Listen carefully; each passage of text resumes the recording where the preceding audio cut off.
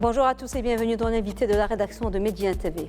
Historiens et ethnologues sont unanimes à penser que pour évaluer une civilisation ou une société, il suffit parfois de voir comment elle traite ses morts, comment elle les enterre et comment elle entretient les lieux où ils reposent. Nos défunts ont le droit de reposer dans un endroit digne, propre et protégé. Malheureusement, au Maroc, l'état de la majorité des cimetières musulmans est déplorable. Saleté, insécurité, profanation, une offense aux morts et aux vivants. Certains cimetières ressembleraient presque à des décharges, des territoires abandonnés, le dernier souci des autorités locales et communales qui en ont pourtant la charge et les budgets qui vont avec, des budgets parfois conséquents. En 2014, le gouvernement avait annoncé un budget de 700 millions de dirhams pour la réhabilitation de 1250 cimetières. 8 ans plus tard, rien de conséquent n'a été entrepris et le problème, à ce problème est venu s'ajouter celui de la saturation. La même année, une association, SOS Cimetière, est née, un mouvement citoyen mené par Redouane Siour, un Marocain résident en Belgique qui vit depuis 8 ans aux côtés de volontaires et qui milite pour réhabiliter les cimetières du pays. Il a aussi créé par la suite la plateforme pour la réhabilitation des cimetières Maroc-Belgique. Monsieur Siour, bonsoir et merci beaucoup d'être avec nous. Je vous remercie de me recevoir. Quel bel accueil. Non, je vous en prie, c'est un devoir. Alors, vous résidez en Belgique, et vous faites des allers-retours entre votre pays natal et votre pays de résidence et d'accueil. Qu'est-ce qui a provoqué chez vous le déclic de vous lancer dans cette noble aventure? Ce déclic a été provoqué suite au décès de mon père, l'Arhamo, en 2013. Donc, son souhait, c'était d'être enterré dans son pays natal, le Maroc, et en particulier Tanger. Mais moi, l'idée dans ma tête, à moi, c'était un cimetière formidable, etc. Mais quand j'ai vu le lieu où on allait l'enterrer, notamment un des plus grands cimetières à Tanger, Al-Moujahidine, c'était une véritable catastrophe, une décharge publique. Moi, je ne pouvais pas le croire, enterrer mon père là, en fait. Mais ensuite, quelques jours après, je ne revenais toujours pas parce que j'étais encore sous le choc. Mais vous avez respecté son dernier souhait? Oui, bien sûr, il le fallait. Il le fallait absolument, parce que tous les années, on allait au Maroc, oui. On revenait. Il nous a vraiment éduqués à aimer son pays, à venir chaque année. On le suivait, et puis voilà. Et puis, il disait aussi être enterré là. Donc, ce qui s'est passé, quand j'ai vu ça, j'étais choqué. Je me suis dit, soit je fais comme les autres, il paye quelqu'un, et puis il va s'occuper de la tombe, soit je réagis. Puis j'ai commencé tout seul. J'ai pris les gens qui étaient là, des Africains, tout ça, pour nettoyer le cimetière. Je l'ai payé moi-même. Puis ça a commencé comme ça. Et en même temps, j'allais voir les autorités. Bon, je connaissais... Au début, c'était des initiatives personnelles. Et puis au fur et à mesure que j'avançais, bon, j'ai commencé dans les réseaux à filmer, tout ça. Puis c'est parti 2013, 2014. Et je frappais en même temps à la porte des autorités pour essayer... Mais je n'étais jamais entendu par rapport à ça. Ça, je ne comprenais pas. Et puis en 2015, on a eu un nouveau maire qui est arrivé. J'ai réussi à avoir rendez-vous avec lui. Il m'a dit, je lui ai parlé, voilà, il y a un souci par rapport au cimetière. Moi, je ne comprends pas. On vient chaque année au Maroc et voilà comment on est traité. Et il m'a dit, c'est une très bonne initiative que tu as. Bon, alors ils ont essayé de faire le nécessaire. Mais depuis je veux dire, ils ont entamé des travaux. Puis il n'y a jamais eu de suivi, en fait. Oui. Et maintenant, actuellement, je peux vous le dire après X temps d'années que j'ai l'impression que les cimetières, en théorie, c'est la commune qui gère la gestion des cimetières. Oui. Mais en pratique, il n'y a rien.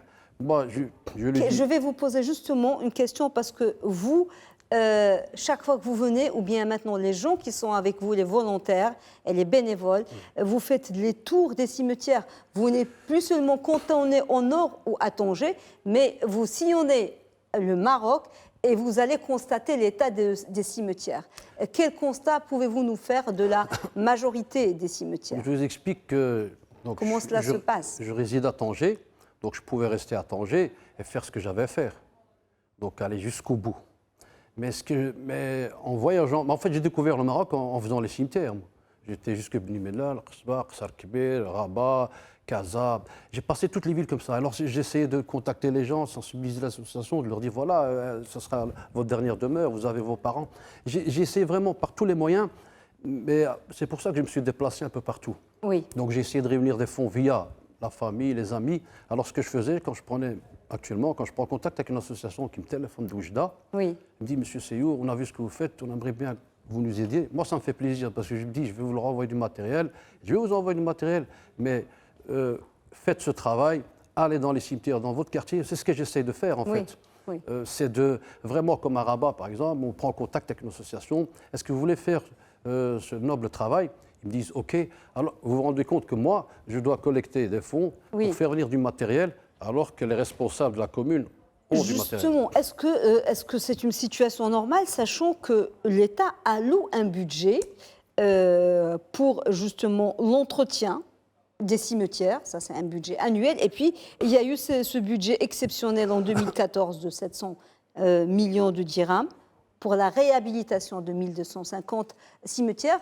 Mais quand on va dans des cimetières, même les plus grands, ceux de la capitale, on n'est pas dans le Maroc profond, dans des petits villages reculés ou des petites villes, comme on va les citer, El Ghofran, Chouhada Araba, il n'y a pas d'allée. Pour aller visiter un parent défunt, on marche sur les tombes d'autres tombes et ils ont leur sacralité, le caractère sacré. Où va cet argent? Pourquoi? C'est une très bonne question que malheureusement je ne peux pas répondre. Oui, parce que moi, quand je vais dans un cimetière, bon, je fais ce travail parce que j'ai besoin de le faire. Oui. C'est une noble action parce qu'il n'y a aucun intérêt à part l'utilité publique et d'avoir des bonnes actions. Bon, rien ne fait plus plaisir que de voir une personne qui passe et qui me dit c'est la seule récompense que j'ai besoin. Maintenant, par rapport aux communes, moi, j'ai discuté avec ces gens-là. Je leur ai parlé, mais je ne peux pas rentrer dans le tel budget. Alors, ce qu'on fait, nous... Il y a dysfonctionnement. Maintenant, s'ils veulent pas... Où ça réside, où est-ce qu'il réside, on ne sait pas. En tout cas, il y a quelque chose qui ne va pas. Bien sûr, parce que c'est une question d'organisation, de gestion. Quand moi, je suis en Belgique, il y a entre parenthèses qu'on appelle le bled al-Kofar, mais je suis désolé, mais ils prennent soin des cimetières musulmans. Et moi, quand je viens ici dans un pays musulman, je vois l'état des cimetières, je me pose des questions. Mais là-bas, ils sont structurés, organisés. Ici, Bled al-Kofar, ce n'est pas tout le monde qui le dit, c'est certains obscurantistes. Bien sûr. Nous, on sait que ce sont des gens du livre, des chrétiens, les juifs. Moi, je suis pour la... Mais ça, certains qui, soi-disant, se disent pieux et musulmans, il ne suffit pas de... Il faut prier, il faut faire quand on est pratiquant, mais il faut prendre soin mais moi, aussi. Je suis très attaché à ça, pour la réputation de tous les cimetières et surtout de toute confession. Oui. Donc on a des contacts avec la communauté juive marocaine, c'est pour montrer l'exemple aussi de cet islam, parce que le Maroc, c'est le plus beau exemple dans le monde, de la tolérance entre juifs, musulmans, chrétiens. Et des fois, quand je vois certains cimetières chrétiens qui sont dans un état pitoyable, et moi j'ai essayé d'interpeller les autorités. Je leur ai dit, voilà, pourquoi est-ce que les gens de la wilaya, la commune et les citoyens, la société civile ne s'unissent pas pour faire un travail par rapport à ça? Et les responsables de la wilaya, ils sont là, ils devraient aussi, eux, poser la question de savoir mais qu'est-ce qu'on va faire pour la gestion des cimetières comme par exemple les maires aussi, parce que il y avait un article de M. Mettofer, avec tout le respect que je lui dois, il avait dit que la gestion des cimetières appartenait à la commune. Je suis tout à fait d'accord avec lui. Oui. Maintenant, eux, les affaires islamiques, s'occupent de la sacralité des tombes, après l'enterrement. Mais quand j'ai cherché la définition de sacralité, pour moi, ça veut dire inviolabilité des tombes. Mais jusqu'à présent, toutes les tombes... Elles sont profanées. Elles sont profanées, souvent profanées. Et depuis longtemps. Et moi, mon souhait, ce serait que les affaires islamiques, parce que moi, quand je vois les mosquées au Maroc, elles sont extraordinaires. Quelle architecture! Par exemple, le cimetière Chouhada, je vois la mosquée... Qui est en face, là on fait. Je me dis, c'est magnifique. Et puis, tout à côté... une déchetterie, mais moi, les gens... Alors, même pour entrer, il y a un grand problème de sécurité parce que une femme ou une jeune fille seule ne peut pas aller dans un cimetière. Nous, on parle maintenant de la capitale, de Rabat, de Chouhada, parce qu'il y a plein de... Il faut appeler les choses par leur nom. Il y a des voyous qui sont là, qui ont pris possession du territoire, qui agressent, les gens qui harcèlent. Mais la commune ne contrôle rien. Mais qui en charge la sécurité et l'organisation des cimetières? Est-ce la commune ou ces gens-là? Moi, quand je vais, parce que je me suis fait déjà agresser, verbalement et physiquement, c'est bon que je n'ai pas porté plainte parce que je suis quelqu'un de... Mais je pourrais aller très loin. Quand vous arrivez dans un cimetière, vous voyez des gens qui ont des gilets, ils sont là avec des pioches, On ne sait pas, ces gens-là. Oui. Tu lui dis, Est-ce qu'ils tu relèvent nettoies de ma la tombe, commune? il te dit, ça, il peut vous... Oui, oui, oui, oui, Mais on leur donne... Oui. c'est considéré comme des armes blanches. Alors, une chose il a un point très important. Vous êtes marocain résident à l'étranger. Alors, on a entendu tous le dernier discours du souverain qui est très important pour la nouvelle approche en ce qui concerne les questions liées aux Marocains résidant à l'étranger. C'est des citoyens à part entière pour qu'on s'occupe plus d'eux, pour qu'ils tirent profit de leur pays, qu'on tire profit de leurs compétences et pour qu'on leur facilite les démarches et pour beaucoup de choses qui vont redéfinir notre approche. Ce qui lie aussi les Marocains à leur pays, c'est les pays de leurs ancêtres. Quand ils viennent, les parents, avec leurs petits-enfants, ils vont se recueillir sur la tombe de leurs grands-parents. Est-ce qu'il y a un risque que ça vous est arrivé avec votre enfant? Oui, bien sûr. Que les enfants disent non, on ne va pas enterrer notre père ou notre mère qui nous a élevés, qui s'est occupé de nous, on ne va pas l'enterrer dans ces conditions. Est-ce que le lien peut être brisé, coupé? Il peut être brisé si on laisse encore une dizaine d'années. Mais ce que je veux dire par là, dans ce sens, j'ai adressé 2 courriers à Sa Majesté qui ne sont jamais arrivés, plus une quarantaine de lettres à certains walis, ministres de l'Intérieur, etc., où je parlais surtout de ça. On va oublier le côté nettoyage, on va parler de... Encore plus grave, c'est les liens qui nous unissent.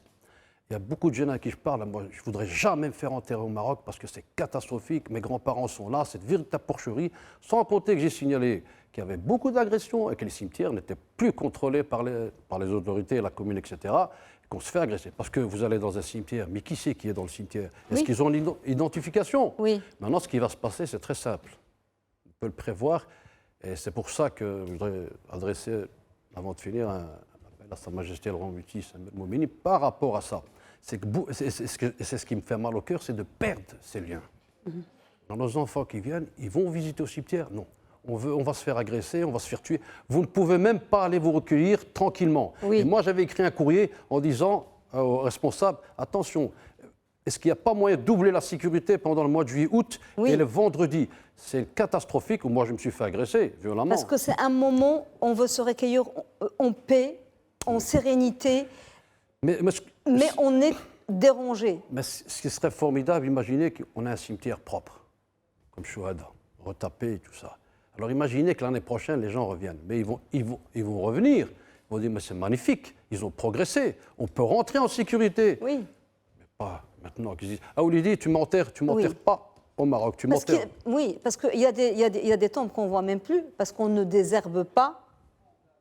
Et parce que ces gens qui sont là, on ne sait pas comment, il y en a qui viennent pour consommer de la drogue, se saouler. On peut venir, on trouve des...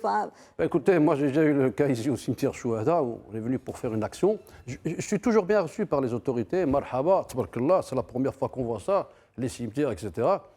Et on essaie d'avoir une autorisation. Mais le cimetière Chouhada, c'est particulier. C'est Rabat, c'est sensible. Il y a les grosses personnalités, mais moi, quand je viens au cimetière, je ne viens pas regarder la tombe de tel. C'est des morts, on est tous égaux. Mais bien sûr, je ne viens pas regarder la tombe de... C'est parce que monsieur, c'est le gouverneur. Mais non, je fais mon travail parce que c'est un être humain. Et ce que je voudrais, c'est que chaque citoyen marocain vivant ici au Maroc, qu'ils se regardent un peu dans le miroir et que de temps en temps, ils aillent ouvrir leur tiroir, regarder les albums de famille où il y a leurs proches parents, leurs frères, défunts, et qui se posent la question de leur mère. Vous, vous êtes arrivé à ce niveau-là, c'est parce que vous avez une bonne éducation de vos parents, et regardez où est-ce que vous êtes arrivé, et regardez où est-ce qu'ils sont maintenant. Et moi, je trouve ça me choque, ça me révolte. Mais je n'ai jamais renoncé. Sa Majesté le Roi Hassan II, l'Erhmo disait, les hommes, les vrais hommes, ce n'est pas les plus intelligents, les plus forts, les plus grands, c'est ceux qui ne renoncent jamais au combat. Et croyez-moi que j'ai reçu des menaces par rapport à ici. Oh, tu viens, tu fais le fitna, tu montres une sale image du Maroc. Non, ouais, je viens faire fitna avec des râteaux. C'est par amour de votre pays. Mais bien sûr, sinon je ne viendrais pas 10 fois par an. Moi, si je pouvais, je pourrais vivre ici pour faire que ça. Moi, ce que je sais, c'est de sensibiliser. Alors, moi, je voudrais savoir maintenant les actions concrètement, parce que vous faites beaucoup de travail de sensibilisation. Vous avez commencé avec le Nord. Qu'est-ce que vous faites principalement? Est-ce qu'il y a beaucoup de personnes qui vous suivent? Combien de gens? Est-ce que c'est des campagnes saisonnières? Ou est-ce qu'il y a des gens maintenant qui travaillent dans le cadre de la plateforme et qui font ça régulièrement, de manière permanente? Par exemple, je vais vous le dire, il y a une femme qui m'a appelé de Tétouan en me disant « Monsieur, j'aime bien ce que vous faites et j'aimerais bien pouvoir faire ça à Tétouan. Je lui ai dit, il n'y a pas de souci, on vous soutient, on vous aidera. Une espèce d'annexe là, et voilà, c'est comme ça que j'essaie de faire, parce que je ne peux pas faire des allers-retours. En plus, j'ai mon travail privé. Donc, le temps que j'ai pris maintenant, c'est sur mes heures, mes congés pour venir ici. Mais je trouve une très bonne satisfaction. Vous ne pouvez pas vous imaginer le plaisir que j'ai moi. Oui. Moi, vous me donnez tout ce que vous voulez. Vous me dites d'aller assister à un concert de Saad Marjad ou je ne sais pas qui. Pour tout l'or du monde, Mais ce que vous faites concrètement comme action, elle consiste en quoi? Vous nettoyez, les gens y nettoient? On nettoie, mais ce que j'essaie de faire le plus... Mais il y a des communes quand même qui coopèrent avec vous. Bien sûr. Ben, je vous donne un exemple extraordinaire, c'est la commune de Larache. Oui. Encore une fois, il y a une initiative d'un citoyen marocain résidant au Canada qui a créé l'association, etc. Puis les autorités, le gouverneur est venu, il a visité, on a fait un cimetière juif, cimetière chrétien et cimetière musulman. C'était extraordinaire. Et avec le programme Awrash. C'est un programme... Oui. Et je trouve c'est dommage que ce programme Awrash, moi je pense qu'il devrait Oui. durer. Mais ce qu'il faut, c'est le plus important, c'est de réveiller la société civile. J'allais y arriver parce que la gestion, c'est une mauvaise gestion des cimetières, ça on C'est le sait, catastrophique. qui est sous la tutelle des communes, mais nous, citoyens, avons aussi notre part de responsabilité. Qu'est-ce qu'on peut faire, chacun de nous? Parce qu'il ne faut pas... C'est vrai, la responsabilité est partagée. Il faut d'abord se remettre en question. Je dis, par rapport à moi, ce que je fais, je me remets toujours en question. Ce qu'il faut faire, c'est très simple, c'est que contacter les associations. Oui. Par exemple, on pourrait faire un projet avec le ministère de l'Éducation nationale. Oui. Parler aux enfants du respect des cimetières, etc., les emmener au niveau des mosquées aussi, pourquoi pas. Les imams, quand ils auraient l'occasion, c'est de faire une prêche un peu sur la femme humaine, sensibiliser les gens. Vous êtes ici, et puis un jour vous serez là-bas. Et voilà, mais moi, j'essaie par mes propres moyens, parce que je ne suis pas sponsorisé par... donc j'essaie de rester toujours neutre. Il y a des donateurs, il y a des bénévoles. Vous n'allez pas me croire, c'est tous des enfants de la 3e génération qui sont au Maroc, qui ont leurs parents, leurs grands-parents qui sont enterrés. C'est des donateurs anonymes, de famille, de cousins. Je veux dire, c'est pas quelque chose de... Mais en fait, c'est une question de courage. Il faut du courage, du temps. Et moi, ce que j'essaie de faire, c'est de sensibiliser, d'encourager, en valorisant les jeunes. Parce qu'on a une très belle jeunesse ici. Oui. Il faut juste les valoriser. Alors, il y a quelque chose de très important, c'est qu'il y a 40-50 ans, l'état des cimetières n'était pas ce qu'il est aujourd'hui. Non, ce n'est pas la même chose. Est-ce que parce qu'il y a... est-ce que c'est le développement démographique? Est-ce que parce que les cimetières sont saturés, ou bien c'est culturel aussi? Moi, je pense que c'est culturel aussi, parce qu'on se dit peut-être, bon, il est mort, c'est fini, l'arahmo. Mais non, c'est là que tout commence. C'est le respect, parce que le mort, quand on le lave, on le parfume, on le met dans la tombe pour ensuite l'oublier. Vous vous rendez compte que quand il y a une gnaza, ils sont 200, 300, 5000, mais il n'y a personne pour aller ensuite, on l'oublie. Mais non, moi, c'est à ce moment-là que je me dis, non, il ne faut pas oublier, il faut aller. Parce que si vous aimez vos parents vivants, vous devez les aimer, même quand ils sont au cimetière. Je comprends qu'on n'a pas le temps. Oui. Oui, mais je veux dire, il ne faut pas rester là. Moi, j'avais pensé à plein d'idées, par exemple, les clubs de foot, les fans. Mais ce n'est pas à moi de leur donner, de venir ici, de Belgique, pour leur dire, Smahouni, vous devez faire ça ou ça. Moi, vous savez qu'on m'a contacté d'une région de Marrakech, pour me demander si on peut les aider pour la construction d'un mur. Vous savez ce que j'ai fait? Moi, j'étais à Bruxelles. J'ai téléphoné, je regardais sur Google, j'ai téléphoné à un entrepreneur à Marrakech, je lui ai dit, monsieur, voilà ce que je fais, voilà ce que je fais. Je vous envoie les vidéos, est-ce que vous pouvez faire quelque chose pour ces gens-là? Le monsieur, il a tout de suite réagi, parce que c'est une bonne initiative. Mais si les associations ici ne font pas ça, il faut prendre des initiatives. Il ne faut pas se dire, ouais, voilà, c'est tout, la commune nous a abandonnés, au revoir et merci. Non, il faut se battre, en fait. Et moi, j'ai l'impression que... C'est pour ça que j'aime beaucoup Jean-Marie Métis, c'est par rapport à une vision lointaine. Oui. Contrairement, malheureusement, aux élus qui ont une vision arrêtée. Ils disent on est là pour 6 ans. S'ils travaillent, tant mieux. Si on peut travailler avec, tant mieux. Mais s'ils ne travaillent pas, ça, c'est une autre affaire. Mais moi, on me met tout le temps des bâtons dans les roues, mais je veux dire, c'est pas pour ça que je renonce. Moi, j'ai déjà été arrêté par dire non, il ne faut pas aller. Je dis, monsieur, il n'y a pas de souci, je n'y vais pas. Je prépare mon courrier à notre cher ministre, monsieur Bourita, excellent ministre. Je lui écris un courrier, monsieur Bourita, voilà ce qui se passe, voilà ce qui se passe. Oui. Si vous estimez que j'ai tort, il n'y a pas de problème. Moi, je prends mes bagages et je retourne chez moi. Une chose très, très, très importante. Est-ce que pour quelques cimetières, la situation où c'est irrécupérable? Parce que là, on peut nettoyer, on peut désherber, on peut blanchir à la chaux, on peut enlever les ordures. C'est dommage. Moi, j'en avais parlé à certaines communes. Je dis voilà, on a terminé le cimetière, on l'a bien nettoyé. Oui. Mais pourquoi vous ne passez pas de la chaux, Oui. désherbant? Oui. Non, le problème, c'est qu'il n'y a jamais de suivi. Il n'y a pas de suivi. Il y a autre chose, c'est que maintenant, le problème, c'est que il y a tellement, ils sont tellement bondés certains cimetières, c'est qu'on enterre aussi un peu dans l'anarchie. On ne respecte pas les passages où il doit y avoir des allées par où les gens vont passer. Donc il y a des cimetières, même si on veut les réhabiliter, on sera obligé d'enlever des tombes, ce qui est impossible, on ne peut pas enlever des tombes. On n'enlève pas des tombes dans ces cas-là. Qu'est-ce qu'on fait? Par exemple, comme cimetière Chouhada, l'entrée qui est tout dessus près de la mosquée, il y a une petite porte. Là, quand vous rentrez, c'est la jungle. Alors ce qu'il faut faire, c'est retirer l'herbe, qu'au moins les gens qui viennent se recueillir voient la tombe de leurs proches. Pour certains, la trouvent pas. Mais des fois, il y a un problème, c'est que les tombes sont juxtaposées. Le problème, il n'y a même pas 5 cm. Donc on est obligé de marcher sur les tombes. Vous savez que moi j'ai vu quelque chose d'exceptionnel à Tanger, un des plus grands cimetières al-Moujahidine. J'étais étonné de voir que les gens sont enterrés dans toutes les directions. Et quand j'ai posé la question, je lui ai dit comment ça se fait-il qu'il y en a qui sont par là, par là, par là. Ah, il me dit là où est-ce qu'on trouve de la place. Donc ça m'a bloqué. Maintenant, par rapport à ces cimetières-là, il y a des cimetières qui sont passés, on ne sait plus les récupérer. Il suffit juste de faire l'entretien, de la sécurité pour qu'on puisse aller se recueillir, même de loin.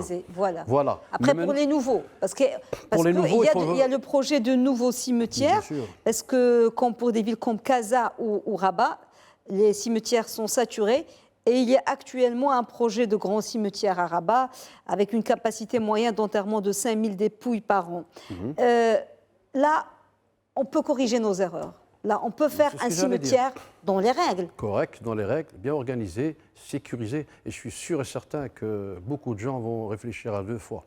Mais moi, je pense beaucoup à ceux, malheureusement, et je fais que me battre pour ça, pour qu'absolument les cimetières, parce qu'il y a beaucoup de nos citoyens, et c'est mon rêve le plus cher, c'est que absolument les cimetières qui sont comme Chouhada, Rahma, tout ça, qu'il faut les remettre en place, c'est-à-dire désherber, etc. Et surtout, le plus important, et ça, tant qu'on ne le fait pas, il n'y aura plus rien qui va changer, c'est l'organisation cimetière. Qui fait quoi? Qui sont ces gens? Parce que vous rentrez des fois, vous avez peur. Je veux venir voir mon père seulement 3 jours de France, et je n'arrive pas, j'ai envie d'aller le voir, et j'ai peur d'aller seul, et je dois téléphoner à mon oncle ou à un policier, etc. Mais alors, où est la sécurité? Et moi, j'en avais parlé, au moins, je leur ai dit, je les ai suppliés,